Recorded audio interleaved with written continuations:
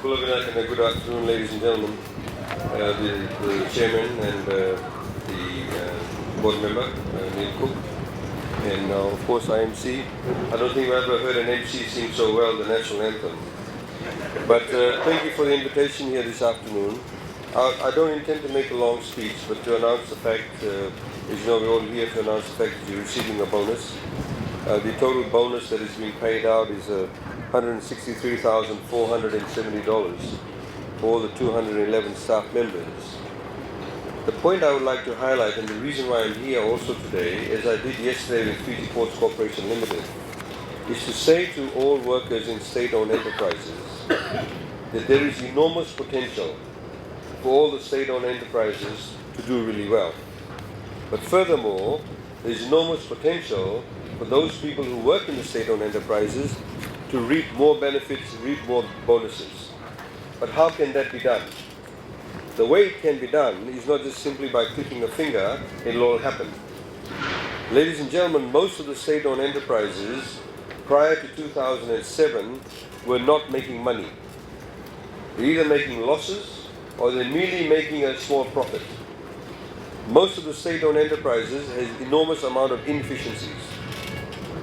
Today you have, for example, a company like Fiji Airways, which you all knew as Air Pacific, that only a few years ago made a $96 million loss, and then made a loss of $75 million. This company was not doing well. In fact, it could have gone under, if not rescued. Today, Fiji Airways is making profit, and good profit. Today, the staff of Fiji Airways are getting a share of the profits. You are getting a bonus, but they're getting a share of the profits. So if the airline makes money, they make profit, they get a certain percentage of that in their pay packet. That is something that can apply to all state-owned enterprises. But we must get the model right. Everybody must be able to focus on the fact that we need to improve the efficiency and the productivity. Why was Aitken Spence brought in? Aitken Spence was brought in simply and precisely to do that, because it is critical. When you have a proven company with a proven track record to be able to have the levels of efficiency that is the envy of many other countries, then of course you bring them in, you tap into their knowledge base, you tap into their efficiency, and eventually we ourselves can run the organization. It has to be a period of partnership. It has to be a period where we all are focused on the fact that we need to become efficient. Let me just give you two small examples.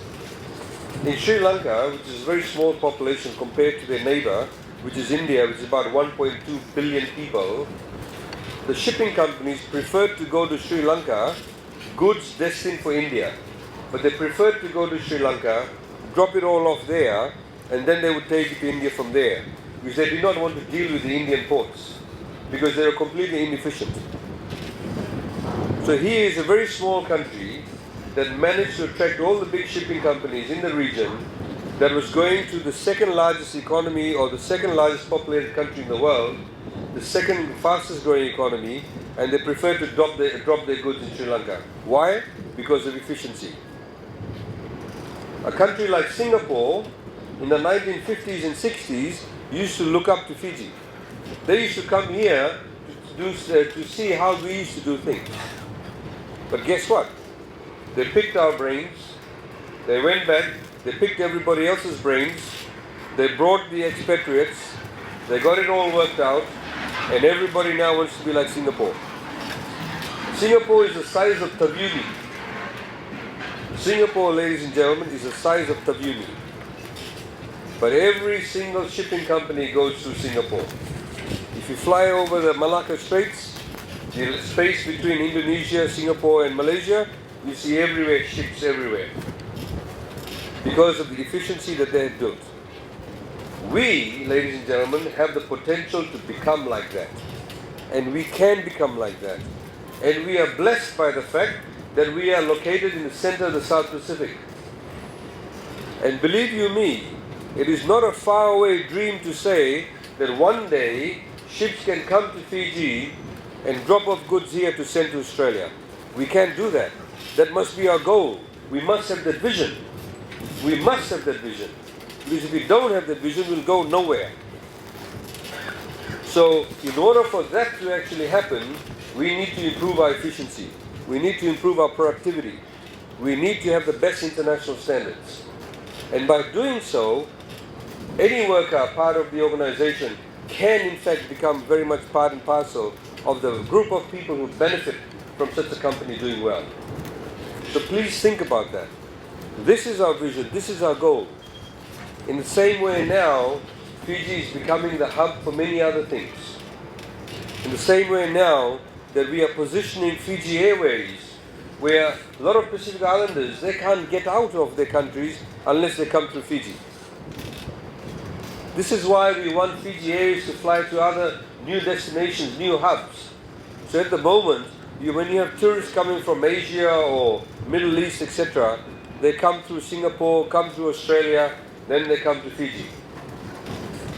We don't want them to come to Australia. We want them to come to Fiji directly. And that can happen. We want them to fly to Fiji, and then from Fiji they can go everywhere else. What does that mean? It means more money for Fiji. It means more jobs for Fijians. That's the bottom line. The reality is that with the efficiencies that have been highlighted by the chairman, obviously it can be done. Obviously you have been dealing with a company that has been bereft, in other words deprived, of good equipment. And once we make that investment, we can obviously improve more the increased efficiencies. It is also important for state-owned enterprises to make a profit to reinvest. FEA made good profits. What were we able to do? We were able to reduce every single bill payer's electricity rate by 5%. Last year. This year. Last year. We were able to do that. Obviously, if more efficiency is built in, we get more renewable energy into FEA, we can even reduce it further. But the money is also critical to ensure that we invest in the infrastructure. One needs to ask, when was the last time the Monosavu Dam was maintained? When was the last time some of the electrical poles, you see, electrical poles, the concrete is decaying. They all need to be fixed up. That's part of having a modern and progressive country. This is why we've got somebody like Neil Cook doing the roads. The roads here in front of your ports, they're all being done up. Why? Because not just you benefiting from it, but overall it presents a very good image of Fiji. When people come, they see we've got good roads, good infrastructure. We now have free education. Many of your kids would be in university or reach university level very soon.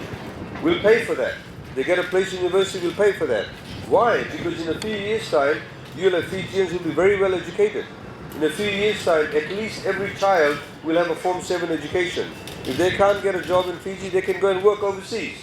You have Sri Lankans working here. They're sending their money back home. In the same way, we can have Fijians working overseas and sending money back home, like our rugby players, our British Army people. In the same way, we can have our engineers and various other people working overseas. So we all have to think about the big picture, the long-term picture. We are investing $100 million in upgrading Nandi Airport. We're doing a 4-lane road coming out of Nandi Airport, going towards Denrao. Why? Because not everybody wants to come to Fiji just because we're all Fijians. They're looking at the dollar. So when a tourist, when they jump on a plane in Sydney at 6:30 in the morning, we want him to be drinking his beer on the beach at 11:30 a.m. in Denrao. Because the more time he spends in Fiji, the more money he spends in Fiji.